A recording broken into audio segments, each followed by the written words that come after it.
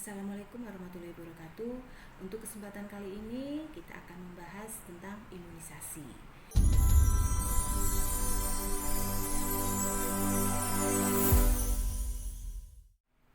Imunisasi merupakan suatu upaya atau proses untuk meningkatkan kekebalan seseorang secara aktif terhadap suatu penyakit, sehingga bila suatu saat terpapar penyakit tersebut tidak akan sakit atau hanya mengalami sakit ringan saja. Proses tersebut yaitu dengan cara memasukkan vaksin yang terbuat dari komponen kuman atau racun yang telah dilemahkan atau dimatikan yang sudah dikembangkan di dalam laboratorium yang berguna untuk merangsang kekebalan tubuh. Dengan kata lain, langkah ini bertujuan agar tubuh dapat melindungi dirinya sendiri. Misalnya, anak yang sudah diimunisasi BCG, apabila tertular penyakit TBC, anak tersebut sudah mempunyai kekebalan untuk penyakit TBC, sehingga tubuh bisa mencegah masuknya penyakit tersebut. Apa itu manfaat imunisasi? Yang pertama, 1. Untuk melindungi bayi dan anak dari penyakit yang berbahaya. Yang kedua, mencegah terjadinya sakit berat, cacat, dan kematian. Yang ketiga, meningkatkan kekebalan tubuh bayi dan anak sehingga mampu melawan penyakit. Kemudian yang keempat, anak yang telah diimunisasi masih dapat tertular penyakit tersebut, tapi jauh lebih ringan daripada anak yang belum atau yang tidak diimunisasi sama sekali. Yang terakhir, mencegah meluasnya penyebaran penyakit tertentu. Ada enggak sih bahaya yang terjadi apabila anak tidak diberikan imunisasi? Ada. Yang pertama, tubuh tidak mempunyai kekebalan yang spesifik terhadap penyakit tersebut. Kemudian, bila kuman berbahaya yang masuk itu cukup banyak, maka tubuhnya tidak mampu melawan kuman tersebut, sehingga bisa menyebabkan sakit berat, cacat, atau sampai kematian. Kemudian, akan menyebarkan penyakit ke orang lain sekitarnya, sehingga dapat menimbulkan wabah.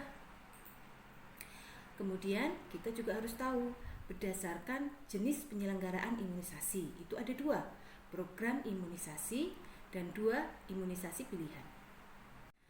Berdasarkan jenis penyelenggaraan imunisasi, imunisasi di sini terbagi menjadi 2 kelompok. Yang pertama imunisasi program, yang kedua imunisasi pilihan. Kemudian untuk imunisasi program itu ada 3 kelompok, imunisasi rutin, imunisasi tambahan, dan imunisasi khusus. Untuk kesempatan kali ini kita akan membahas untuk imunisasi rutin. Imunisasi rutin adalah imunisasi yang dilaksanakan secara terus-menerus dan berkesinambungan. Di Indonesia itu sendiri, pemerintah membuat dan mendanai program imunisasi bagi bayi di bawah 1 tahun. Untuk imunisasi rutin, di sini terbagi menjadi 2, imunisasi dasar dan imunisasi lanjutan. Berikut penyakit yang dapat dicegah dengan memberikan imunisasi dasar dan imunisasi lanjutan. Oke, silakan disimak. Untuk imunisasi dasar, yang pertama untuk mencegah penyakit hepatitis B, poliomyelitis, tuberkulosis, difteri, pertusis, tetanus, pneumonia dan meningitis yang disebabkan oleh Haemophilus influenza tipe B dan campak. Kemudian untuk imunisasi lanjutan mencegah penyakit difteri, pertusis, tetanus, hepatitis B, pneumonia dan meningitis yang disebabkan oleh Haemophilus influenza tipe B dan campak. Di mana untuk imunisasi dasar di sini diberikan pada bayi sebelum berusia 1 tahun. Kemudian untuk imunisasi lanjutan yang diberikan pada anak usia bawah 2 tahun atau kita sebut baduta dan anak usia sekolah. Selanjutnya imunisasi pilihan. Berikut penyakit yang dapat dicegah dengan memberikan imunisasi pilihan. Yang pertama, pneumonia dan meningitis yang disebabkan oleh pneumococcus. Kemudian, penyakit diare yang disebabkan rotavirus, influenza, cacar air atau varicella, gondong atau mumps, campak Jerman atau rubella, demam tifoid, hepatitis A, Javanese encephalitis, dan demam berdarah. Jadwal imunisasi dasar.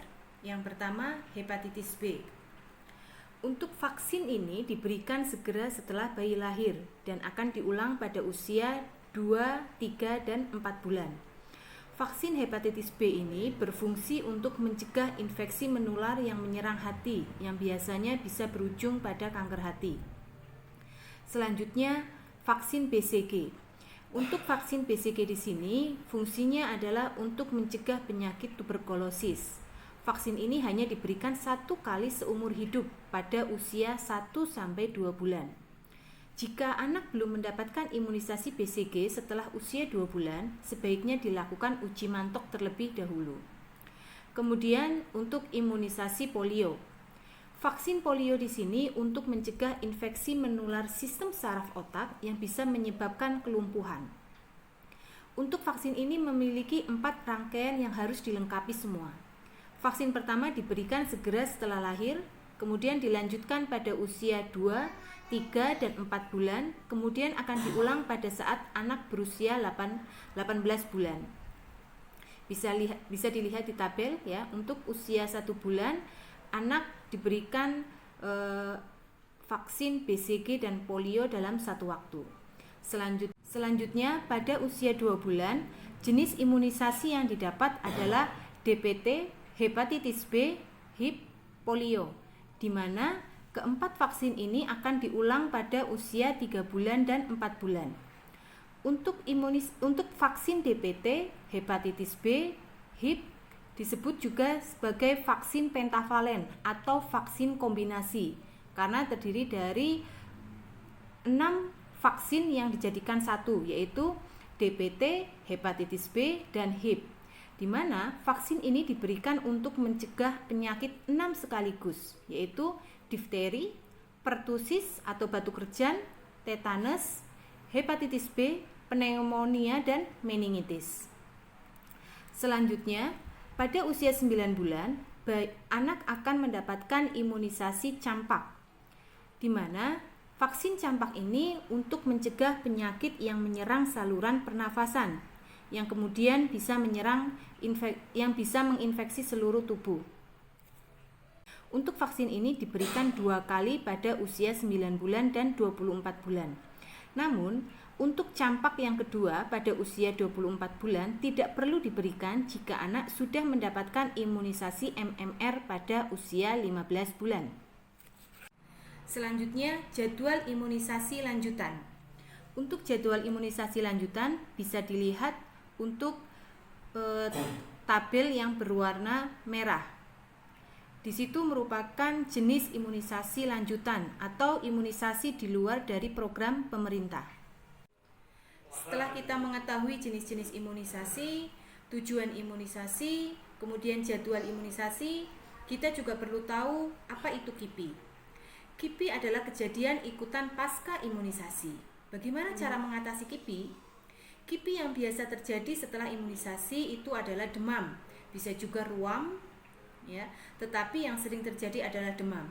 Jika badan bayi atau anak suhu tubuhnya lebih dari 37,5 derajat Celcius, biasanya bayi atau anak di sini akan rewel atau menangis terus karena tidak nyaman. Apa yang bisa kita lakukan? Yang pertama, kita memeluk bayi dengan metode skin to skin agar panas dari anak dapat berpindah ke ibu atau ayah.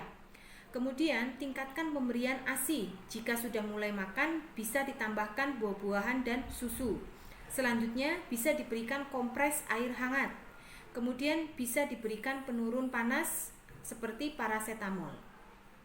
Kemudian, untuk KIPI di sini tidak perlu khawatir karena biasanya hanya akan berlangsung 1-3 hari saja. Setelah itu, anak atau bayi akan kembali normal suhu tubuhnya.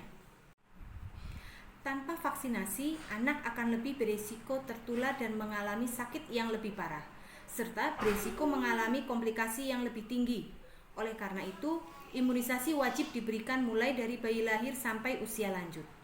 Sekian materi imunisasi dari saya, semoga bermanfaat. Saya akhiri, bila taufiq wal hidayah. Wassalamualaikum warahmatullahi wabarakatuh.